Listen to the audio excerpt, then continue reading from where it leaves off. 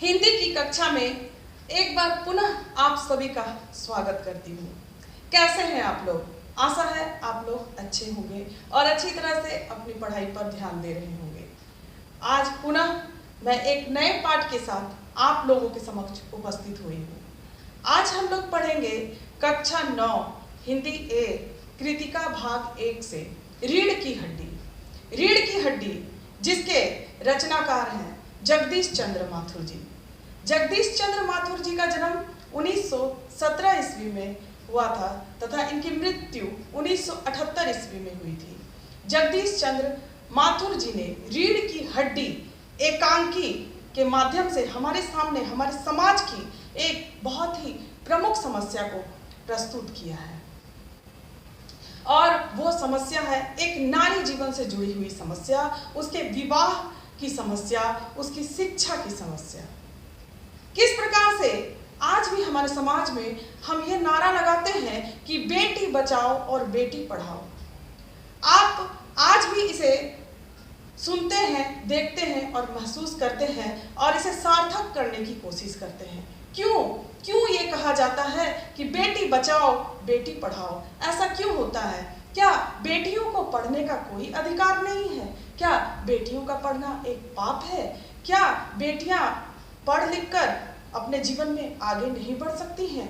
बस यही समस्या है इस एकांकी में। ये एकांकी है। रीढ़ की हड्डी एक एकांकी है। एकांकी का अर्थ होता है एक अंक का नाटक जिसमें कुछ पात्र होते हैं और जिसका एक उद्देश्य होता है। और इस एकांकी का एक उद्देश्य है कि हमारे समाज में जो एक व्याप्त बुराई है उसको दूर करना और नारी के विवाह के समय जो समस्याएं उत्पन्न होती हैं उस समस्या को यहाँ पर दिखाया गया है। और उसके साथ साथ एक नारी के शिक्षा को भी दिखाया गया है कि नारी के जीवन में किस प्रकार लोग ये चाहते हैं कि नारी शिक्षित ना हो और नारी का शिक्षा ग्रहण करना एक पाप के समान है। हमारे समाज में कुछ सभ्य लोग भी इसी श्रेणी में आते हैं, खुद पढ़े लिखे होते हैं, लेकिन वो चाहते हैं कि लड़की अगर पढ़ लिख लेती है तो वो घर का कुल का नाश कर देती है और उसे पढ़ा लिखा नहीं होना चाहिए। और उसी समस्या को यहाँ केंद्र बिंदु मान करके यहाँ पर इस एकांकी की रचना की गई है और जगदीश चंद्र माथुर जी ने बहुत ही सहजता से अपने उद्देश्य में यहाँ पर सफल होते हुए प्रतीत होते हैं और इस एकांकी के माध्यम से हमें यहाँ संदेश दिया है कि किस प्रकार से एक वकील साहब हैं और उनके पुत्र के रिश्ते के लिए वो जाते हैं और जब लड़की के आंखों पर चश्मा देखते हैं तो उन्हें ऐसा लगता है कि लड़की पढ़ी लिखी है और वो इसका विरोध करते हैं। और लड़की के पिता इस बात को छिपाते हैं कि लड़की पढ़ी लिखी है। वो लड़के वालों को बताते हैं कि लड़की सिर्फ मैट्रिक पास है ताकि उसकी शादी हो सके। वो झूठ का भी सहारा लेते हैं, परंतु जो यहाँ पर लड़की है उमा यहाँ पर उसका विरोध करती है और वो इस शादी से मना कर देती है और इस विवाह का वह प्रतिकार करती है। इस विवाह को वो स्वीकार नहीं करती है और वो खुद लड़के वालों को कहती है कि क्या मैंने पढ़ाई लिखाई की, मैंने कोई पाप नहीं किया है। और आप खुद अपने पुत्र को देखिए जिसका कि कोई चरित्र ही नहीं है, आप उसके रीढ़ की हड्डी को देखिए। रीढ़ की हड्डी यहाँ पर चरित्र का प्रतीक है, उस लड़के के चरित्र का प्रतीक है जिसका कोई कैरेक्टर ही नहीं है, जिसका कोई चरित्र ही नहीं है। लड़की का पढ़ा लिखा होना भी पाप है और अगर लड़के में बहुत सारे अवगुण हैं फिर भी समाज उसे स्वीकार करता है। ऐसा क्यों? इस रीढ़ की हड्डी एकांकी के माध्यम से यहाँ पर रचनाकार ने बहुत ही सहजता से लड़की के विवाह के समय उत्पन्न होने वाली समस्याओं को हमारे सामने उजागर करने का प्रयास किया है। किस प्रकार से एक वस्तु जब खरीदी जाती है तो उससे कुछ पूछा नहीं जाता है, परंतु एक लड़की को जब विवाह के समय लोग देखने आते हैं तो उससे तरह तरह के सवाल करते हैं, जैसे उसे खाना बनाना आता है कि नहीं, उसे गाना गाना आता है कि नहीं, उसे सिलाई कढ़ाई आती है कि नहीं, इत्यादि कई ढेर सारे सवाल। क्या लड़की सर्वगुण संपन्न होनी चाहिए? लड़कियों में सारे गुण होने चाहिए, परंतु लड़की ज़्यादा पढ़ी लिखी नहीं होनी चाहिए। एक नारी अपने जीवन में बहुत कुछ सहन करती है, जन्म से लेकर शादी से लेकर मृत्यु तक वो हमेशा दूसरों के लिए जीती है और इस समाज में उसका तिरस्कार किया जाता है, उसे शिक्षा से भी वंचित रखा जाता है।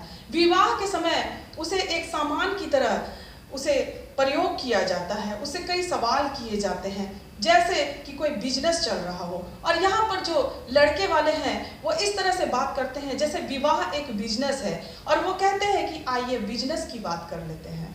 तो एक नारी के जीवन से जुड़ी हुई समस्या, उसके विवाह की समस्या, उसके शिक्षा की समस्या को केंद्र बिंदु बनाकर यहाँ पर जगदीश चंद्र माथुर जी ने कितनी सहजता से इस एकांकी से हमें यह संदेश देने का प्रयास किया है कि हमारे समाज में जो ये बुराइयां हैं इसे किस प्रकार से दूर करनी चाहिए, हमें इसका विरोध करना चाहिए और नारी के शिक्षा के लिए हमें आगे आना चाहिए। और इसको पढ़कर हम इसे शिक्षा ग्रहण करेंगे और आशा है आप लोगों को ये एकांकी अच्छी लगेगी और आप लोग इसे पढ़ पाएंगे। रीढ़ की हड्डी जगदीश चंद्र माथुर। मामूली तरह से सजा हुआ एक कमरा, अंदर के दरवाजे से आते हुए जिन महाशय की पीठ नजर आ रही है वे अधेड़ उम्र के मालूम होते हैं। एक तख्त को पकड़े हुए पीछे की ओर चलते चलते कमरे में आते हैं। तख्त का दूसरा सिरा उनके नौकर ने पकड़ रखा है। बाबू, अब धीरे धीरे चल, अब तख्त को उधर मोड़ दे, उधर, बस बस।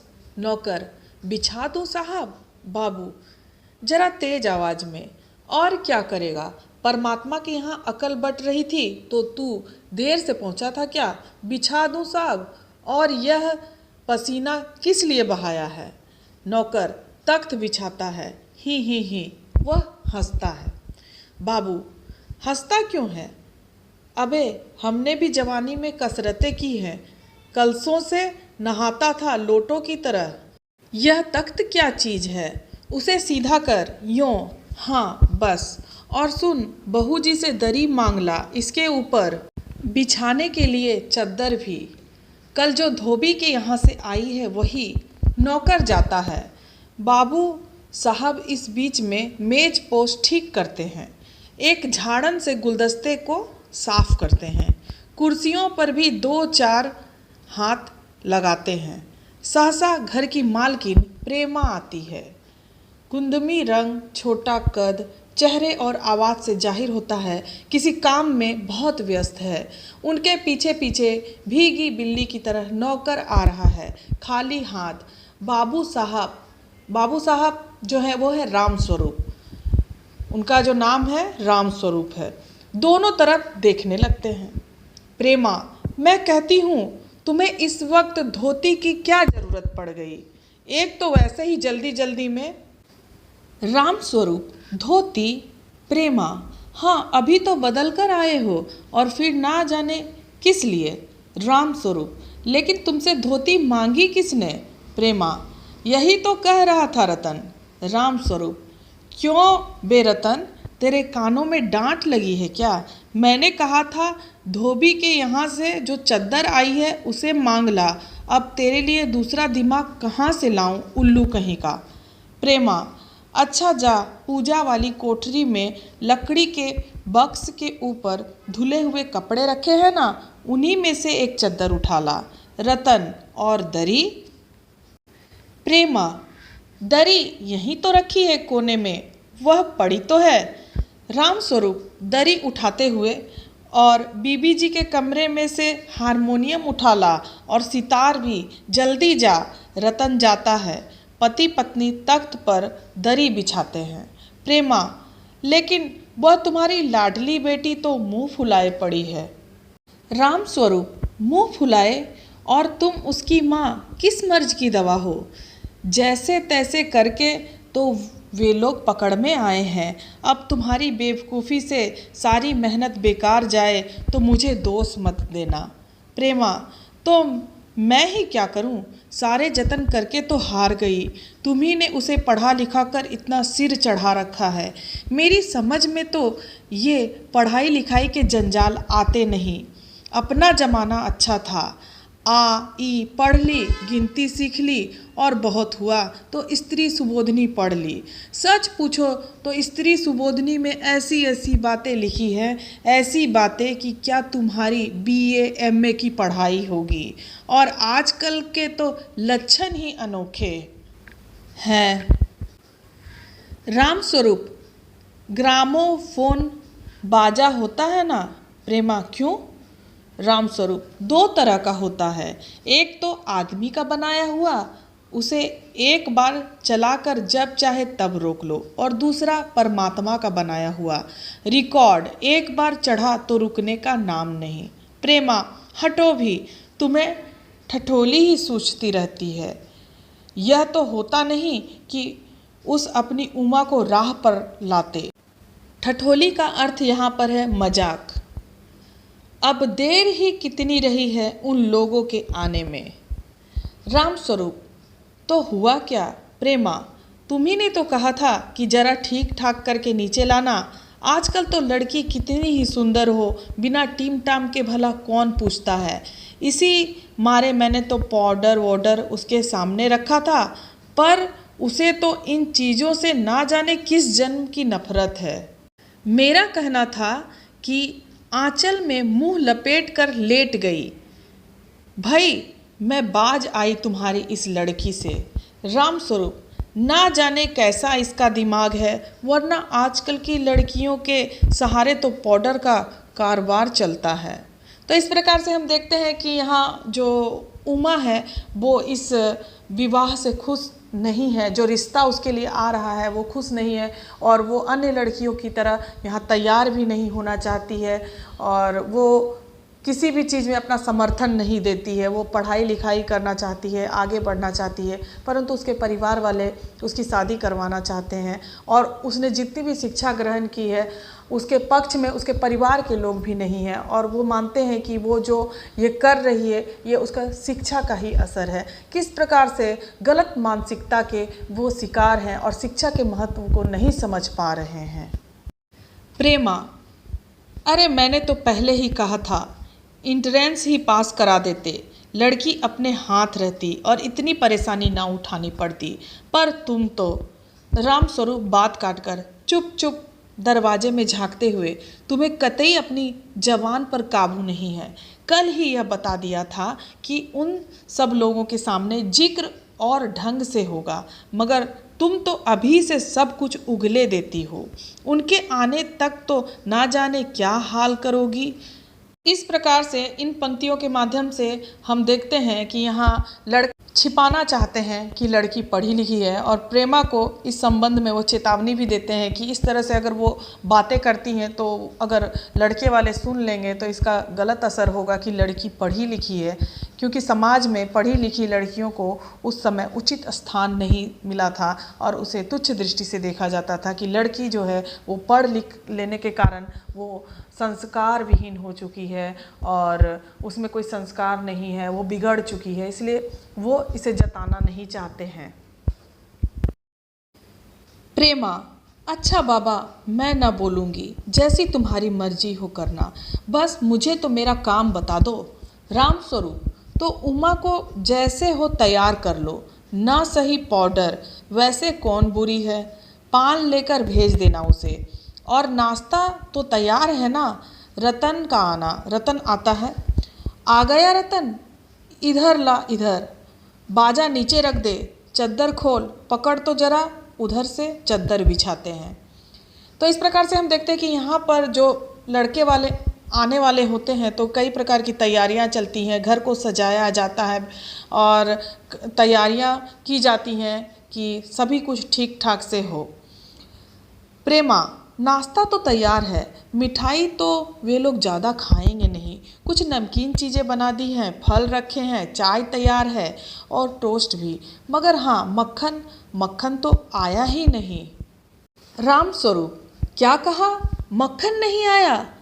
तुम्हें भी किस वक्त याद आई है? जानती हो कि मक्खन वाले की दुकान दूर है, पर तुम्हें तो ठीक वक्त पर कोई बात सूझती ही नहीं। अब बताओ रतन, मक्खन लाए कि यहाँ काम करे? दफ्तर के चपरासी से कहा था आने के लिए, 100 नखरे के मारे। प्रेमा, यहाँ का काम कौन ज़्यादा है, कमरा तो सब ठीक ठाक है ही, बाजा सितार आ ही गया, नाश्ता यहाँ बराबर वाले कमरे में ट्रे में रखा हुआ है, सो तुम्हें पकड़ा दूंगी, एक आध चीज़ खुद ले आना। इतनी देर में रतन मक्खन ले ही आएगा, 2 आदमी ही तो है। राम स्वरूप, हाँ, एक तो बाबू गोपाल प्रसाद और दूसरा खुद लड़का है। देखो, उमा से कह देना कि जरा करीने से आए। ये लोग जरा ऐसे ही हैं। गुस्सा तो मुझे बहुत आता है इनके दक्कियानूसी ख्यालों पर। खुद पढ़े लिखे हैं, वकील हैं, सभा सोसाइटियों में जाते हैं, मगर लड़की चाहते हैं ऐसी कि ज़्यादा पढ़ी लिखी ना हो। तो यहाँ पर जो लड़की के पिता हैं राम स्वरूप, उनके इन बातों से पता चलता है कि जो लड़के वाले हैं वो खुद वकील हैं, उनके पिताजी वकील हैं, लेकिन वो चाहते हैं कि लड़की पढ़ी लिखी ना हो। प्रेमा और लड़का राम स्वरूप, बताया तो था तुम्हें, बाप शेर है तो लड़का सवा शेर। बीएससी के बाद लखनऊ में ही तो पढ़ता है, मेडिकल कॉलेज में। कहता है कि शादी का सवाल दूसरा है, तालीम का दूसरा। क्या करूं, मजबूरी है, मतलब अपना है, वरना इन लड़कों और इनके बापों को ऐसी कोरी कोरी सुनाता कि ये भी। रतन, जो अब तक दरवाजे के पास चुपचाप खड़ा हुआ था, जल्दी जल्दी, बाबूजी बाबूजी। रामस्वरूप, क्या है? रतन, कोई आते हैं। रामस्वरूप दरवाजे से बाहर झांककर जल्दी मुंह अंदर करते हुए, अरे ए प्रेमा, वे आ भी गए। नौकर पर नजर पड़ते ही, अरे तू यहीं खड़ा है बेवकूफ़, गया नहीं मक्खन लाने? सब चौपट कर दिया। अबे उधर से नहीं, अंदर के दरवाजे से जा। नौकर अंदर जाता है। और तुम जल्दी करो प्रेमा, उमा को समझा देना, थोड़ा सा गा देगी। प्रेमा जल्दी से अंदर की तरफ आती है। उसकी धोती जमीन पर रखे हुए बाजे से अटक जाती है। प्रेमा, उह, यह बाजा वह नीचे ही रख गया कमबख्त। राम स्वरूप, तुम जाओ, मैं रखे देता हूँ जल्दी। प्रेमा जाती है। बाबू राम स्वरूप बाजा उठाकर रखते हैं। किवाड़ों पर दस्तक, अर्थात कोई दरवाजे पर कोई नॉक करता है, घंटी बजाता है। राम स्वरूप, हाँ हाँ हाँ हाँ, आइए आइए, हाँ हाँ हाँ हाँ। बाबू गोपाल प्रसाद और उनके लड़के शंकर का आना, आँखों से लोग चतुराई टपकती है। आवाज़ से मालूम होता है काफ़ी अनुभवी और फितरती महाशय है। उनका लड़का कुछ खीस निपोड़ने वाले नौजवानों में से है। आवाज़ पतली है और खिसियाहट भरी झुकी कमर इनकी खासियत है। राम स्वरूप अपने दोनों हाथ मलते हुए, हा हा हा, इधर तशरीफ़ लाइए, इधर। बाबू गोपाल प्रसाद बैठते हैं, मगर बेंत गिर पड़ता है। राम स्वरूप, यह बेंत लाइए, मुझे दीजिए। कोने में रख देते हैं। सब बैठते हैं। हा हा हा, मकान ढूंढने में तकलीफ तो नहीं हुई? गोपाल प्रसाद खखार कर, नहीं, टांगे वाला जानता था और फिर हमें तो यहाँ आना ही था, रास्ता मिलता कैसे नहीं? राम स्वरूप, हा हा हा हा, यह तो आपकी बड़ी मेहरबानी है, मैंने आपको तकलीफ तो दी। गोपाल प्रसाद, अरे नहीं साहब, जैसा मेरा काम वैसा आपका काम। आखिर लड़के की शादी तो करनी ही है, बल्कि यूँ कहिए कि मैंने आपके लिए खासी परेशानी कर दी। राम स्वरूप, हा हा हा हा, यह लीजिए, आप तो मुझे कांटों में घसीटने लगे, हम तो आपके हा हा हा सेवक ही हैं। हा हा हा, यहाँ पर हंस हंस कर वो बातें करते हैं। थोड़ी देर बाद लड़के की ओर मुखातिब होकर, और कहिए शंकर बाबू, कितने दिनों की छुट्टियां हैं? शंकर वही लड़का है जिससे उमा की शादी के लिए रिश्ता तय होने वाला होता है। शंकर कहता है, जी कॉलेज की तो छुट्टियां नहीं हैं, वीकेंड में चला आया था। राम स्वरूप, आपके कोर्स ख़त्म होने में तो अब साल भर रहा होगा। शंकर, जी यही कोई साल 2 साल। राम स्वरूप, साल 2 साल? शंकर, हाँ हाँ हाँ हाँ, जी 1 साल का मार्जिन रखता हूँ। गोपाल प्रसाद, बात यह है साहब कि यह शंकर 1 साल बीमार हो गया था।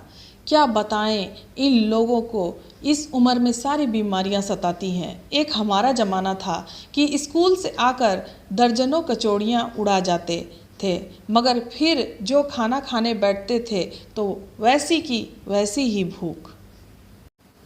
राम स्वरूप, कचौड़ियाँ भी तो उस जमाने में पैसे की 2 आती थी, गोपाल प्रसाद, जनाब यह हाल था कि 4 पैसे में ढेर सी बलाई आती थी और अकेले 2 आने की हजम करने की ताकत थी। अकेले, और अब तो बहुतरे खेल वगैरह भी होते हैं स्कूल में।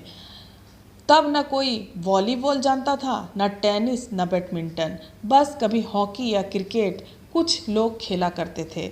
मगर मजाल की कोई कह जाए कि यह लड़का कमज़ोर है। शंकर और राम स्वरूप खीसे निपोरते हैं। राम स्वरूप, जी हाँ, उस जमाने की बात ही दूसरी थी। हा हा हा।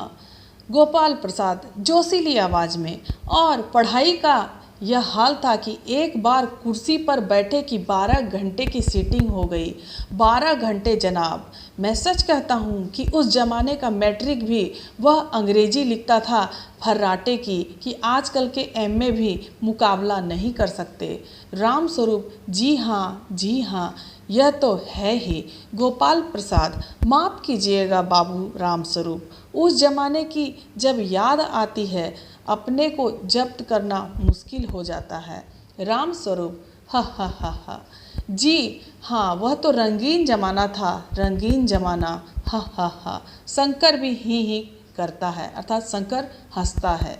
गोपाल प्रसाद एक साथ अपनी आवाज़ और तरीका बदलते हुए, अच्छा तो साहब बिजनेस की बातचीत हो जाए। तो इस प्रकार से हम देख रहे हैं कि यहाँ पर विवाह को एक बिजनेस बोलते हैं गोपाल प्रसाद। एक विवाह का जो बंधन है उनकी नज़र में एक व्यापार है, एक बिजनेस है, और वो लड़की के पिता को कहते हैं कि अब बिजनेस की बात हो जाए। राम स्वरूप चौंक कर, बिजनेस, बीज समझकर, ओह अच्छा, लेकिन जरा नाश्ता तो कर लीजिए, उठते हैं। गोपाल प्रसाद, यह सब आप क्या तकल्लुफ़ करते हैं? राम स्वरूप, हा हा हा, तकल्लुफ़ किस बात का? हा हा हा, यह तो मेरी बड़ी तकदीर है कि आप मेरे यहाँ तशरीफ़ लाए, वरना मैं किस काबिल हूँ। हा हा हा, माफ़ कीजिएगा जरा, अभी हाजिर हुआ, अंदर जाते हैं। गोपाल प्रसाद थोड़ी देर बाद दबी आवाज़ में, आदमी तो भला है, मकान वकान से हैसियत भी बुरी नहीं मालूम होती, पता चले लड़की कैसी है। शंकर जी कुछ खखार कर इधर उधर देखता है। गोपाल प्रसाद, क्यों, क्या हुआ? शंकर, कुछ नहीं। गोपाल प्रसाद, झुक कर क्यों बैठते हो? ब्याह तय करने आए हो, कमर सीधी करके बैठो। तुम्हारे दोस्त ठीक कहते हैं कि शंकर की बैकबोन। इतने में बाबू राम स्वरूप आते हैं, हाथ में चाय की ट्रे लिए हुए मेज पर रख देते हैं। गोपाल प्रसाद, आखिर आप माने नहीं। राम स्वरूप चाय प्याले में डालते हुए, हा हा हा हा, आपको विलायती चाय पसंद है या हिंदुस्तानी? गोपाल प्रसाद, नहीं साहब, मुझे आधा दूध और आधी चाय दीजिए, और ज़रा चीनी ज़्यादा डालिएगा। मुझे तो भाई यह नया फैशन पसंद नहीं। एक तो वैसे ही चाय में पानी काफ़ी होता है, और फिर चीनी भी नाम के लिए डाली जाए तो जायका क्या रहेगा? जायका अर्थात टेस्ट, स्वाद। राम स्वरूप, हा हा हा, कहते तो आप सही हैं।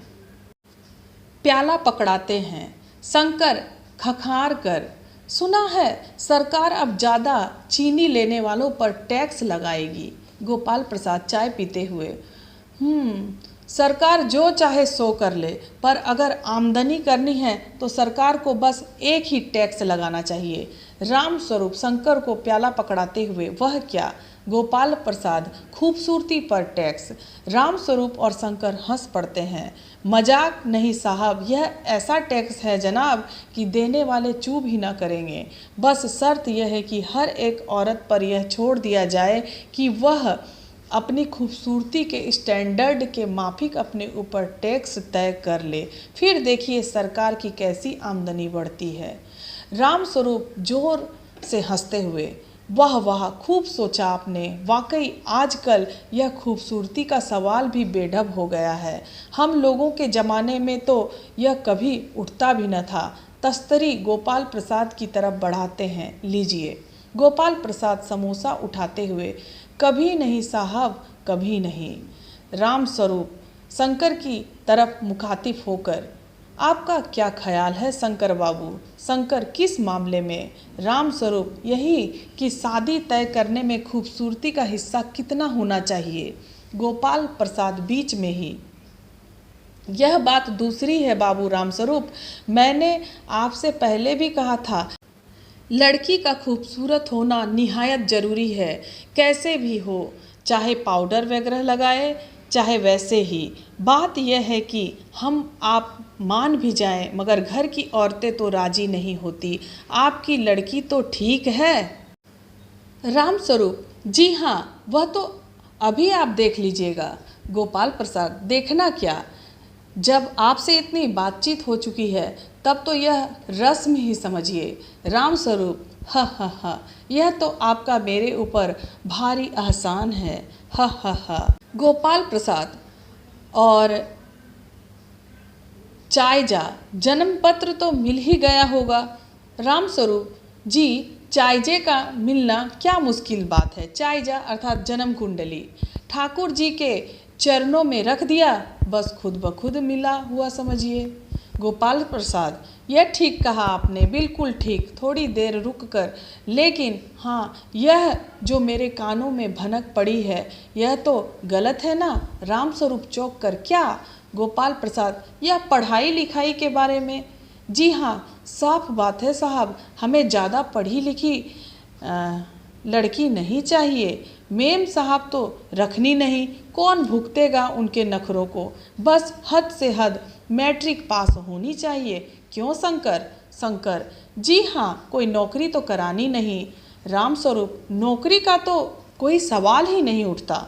इस प्रकार से हम देखते हैं कि जो लड़के वाले हैं वो कितने संकुचित विचारधारा के हैं, जिन्हें कि लड़की सिर्फ मैट्रिक पास चाहिए और वो पढ़ी लिखी लड़की नहीं चाहते हैं। गोपाल प्रसाद, और क्या साहब, देखिए कुछ लोग मुझसे कहते हैं कि जब आपने अपने लड़के को BA MA तक पढ़ाया है तब उनकी बहुएं भी ग्रेजुएट लीजिए। भला पूछिए इन अकल के ठेकेदारों से कि क्या लड़कों की पढ़ाई और लड़कियों की पढ़ाई एक बात है? अरे, मर्दों का काम तो है ही पढ़ना और काबिल होना। अगर औरतें भी वही करने लगी, अंग्रेजी अखबार पढ़ने लगी और पॉलिटिक्स वगैरह पर तो बहस करने लगी, तब तो हो चुकी गृहस्थी।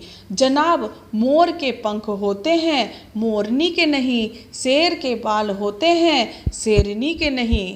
तो इस प्रकार से हम देखते हैं कि जो लड़के के पिता हैं वो यहाँ पर किस प्रकार से भेदभाव करते हैं और एक नारी को समानता का अधिकार नहीं देते हैं और लड़की को कमतर आंकते हैं।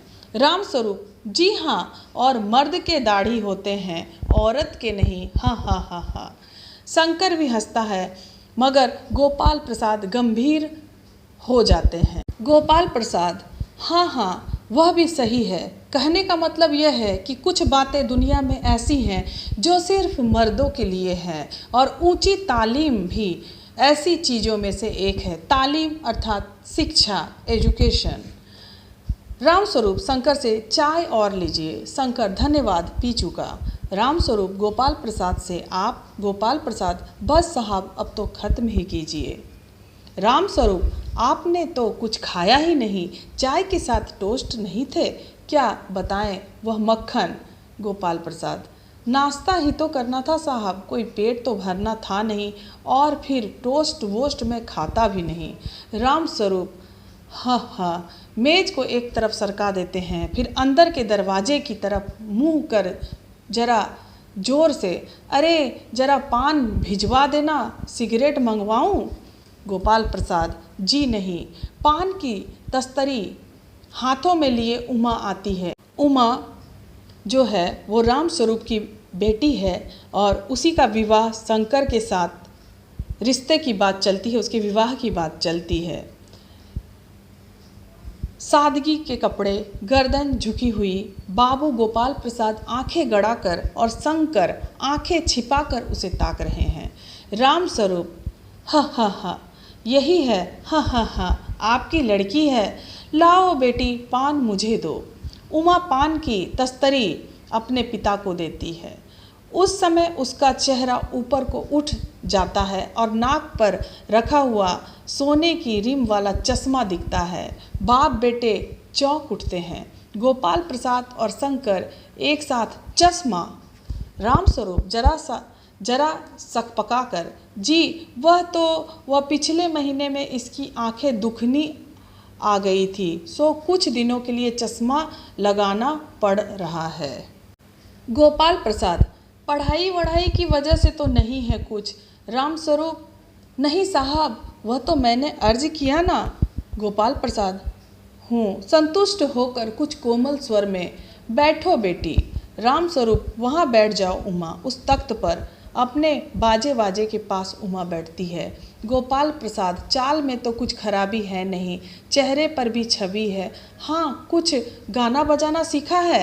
रामस्वरूप, जी हाँ, सितार भी और बाजा भी। सुनाओ तो उमा एक आध गीत सितार के साथ। उमा सितार उठाती है। थोड़ी देर बाद मीरा का मशहूर गीत मेरे तो गिरधर गोपाल दूसरों न कोई गाना शुरू कर देती है। स्वर से जाहिर है कि गाने का अच्छा ज्ञान है। उसके स्वर में तल्लीनता आ जाती है, यहाँ तक कि उसका मस्तक उठ जाता है। उसकी आंखें शंकर के झेपती सी आंखों से मिल जाती है और वह गाते गाते एक साथ रुक जाती है। रामस्वरूप, क्यों, क्या हुआ? गाने को पूरा करो उमा। गोपाल प्रसाद, नहीं साहब, काफ़ी है, लड़की आपकी अच्छा गाती है। उमा सितार रखकर अंदर जाने को उठती है। गोपाल प्रसाद, अभी ठहरो बेटी। रामस्वरूप, थोड़ा और बैठी रहो उमा। उमा बैठती है। गोपाल प्रसाद उमा से, तो तुम्हें पेंटिंग वेंटिंग भी? उमा चुप। रामस्वरूप, हाँ, वह तो मैं आपको बताना भूल ही गया। यह जो तस्वीर टंगी हुई है कुत्ते वाली, इसी ने खींची है, और वह उस दीवार पर भी। गोपाल प्रसाद, हूँ, यह तो बहुत अच्छा है। और सिलाई वगैरह? रामस्वरूप, सिलाई तो सारे घर की इसी के जिम्मे रहती है, यहाँ तक कि मेरी कमीजें भी। हा। गोपाल प्रसाद, ठीक, लेकिन हाँ बेटी, तुमने इस इनाम विनाम भी जीते हैं। उमा चुप।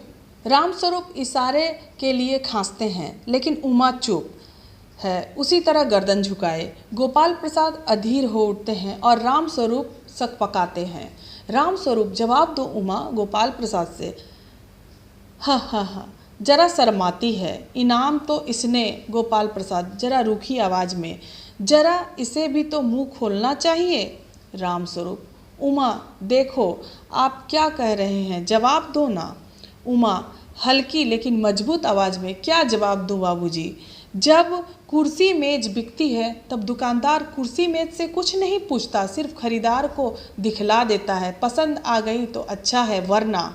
रामस्वरूप चौंक कर खड़े हो जाते हैं। उमा, अब मुझे कह लेने दीजिए बाबूजी। ये जो महाशय मेरे खरीदार बनकर आए हैं, इनसे जरा पूछिए कि क्या लड़कियों के दिल नहीं होता? क्या उनके चोट नहीं लगती? क्या बेबस भेड़ बकरियां हैं जिन्हें कसाई अच्छी तरह देखभाल कर? गोपाल प्रसाद ताव में आकर, बाबू रामस्वरूप, आपने मेरी इज्जत उतारने के लिए मुझे यहाँ बुलाया था। उमा तेज आवाज़ में, जी हाँ, और हमारी बेइज्जती नहीं होती जो आप इतनी देर से नाप तोल कर रहे हैं। और ज़रा अपने इन साहबजादे से पूछिए कि अभी पिछली फरवरी में ये लड़कियों के हॉस्टल के इर्द गिर्द क्यों घूम रहे थे और वहाँ से कैसे भगाए गए थे। शंकर, बाबूजी चलिए। गोपाल प्रसाद, लड़कियों के हॉस्टल में? क्या तुम कॉलेज में पढ़ी हो? रामस्वरूप चुप। उमा, जी हाँ, कॉलेज में पढ़ी हूँ। मैंने बीए पास किया है, कोई पाप नहीं किया, कोई चोरी नहीं की, और न आपके पुत्र की तरह ताक झांक कर कायरता दिखाई है। मुझे अपने इज्जत, अपने मान का ख्याल तो है, लेकिन इनसे पूछिए कि ये किस तरह नौकरानी के पैरों पड़कर अपना मुंह छिपाकर भागे थे। रामस्वरूप, उमा। गोपाल प्रसाद खड़े होकर गुस्से में, बस हो चुका बाबू। रामस्वरूप, आपने मेरे साथ दगा किया। आपकी लड़की बीए पास है और आपने मुझसे कहा था कि सिर्फ मैट्रिक तक पढ़ी है। लाइए, मेरी छड़ी कहाँ है? बेद ढूंढ कर उठाते हैं। बीए पास? ओह, गजब हो जाता। झूठ का भी कुछ ठिकाना है। आओ बेटे चलो, दरवाजे की ओर बढ़ते हैं। उमा, जी हाँ, जाइए, ज़रूर चले जाइए, लेकिन घर जाकर ज़रा यह पता लगाइएगा कि आपके लाडले बेटे के रीढ़ की हड्डी भी है या नहीं, यानी बैकबोन। बैकबोन। बाबू गोपाल प्रसाद के चेहरे पर बेबसी का गुस्सा है और उनके लड़के के रुलासापन दोनों बाहर चले जाते हैं। बाबू रामस्वरूप कुर्सी पर धम से बैठ जाते हैं। उमा सहसा चुप हो जाती है। प्रेमा का घबराहट की हालत में आना। प्रेमा, उमा, उमा रो रही है। यह सुनकर रामस्वरूप खड़े होते हैं। रतन आता है। रतन, बाबूजी, मक्खन। सब रतन की तरफ देखते हैं और पर्दा गिरता है। लोगों ने अध्ययन किया जगदीश चंद्र माथुर जी की एकांकी रीढ़ की हड्डी। रीढ़ की हड्डी एकांकी आप लोगों को समझ में आई होगी। आशा है आप लोग इसे गहनता पूर्वक अध्ययन करेंगे। धन्यवाद।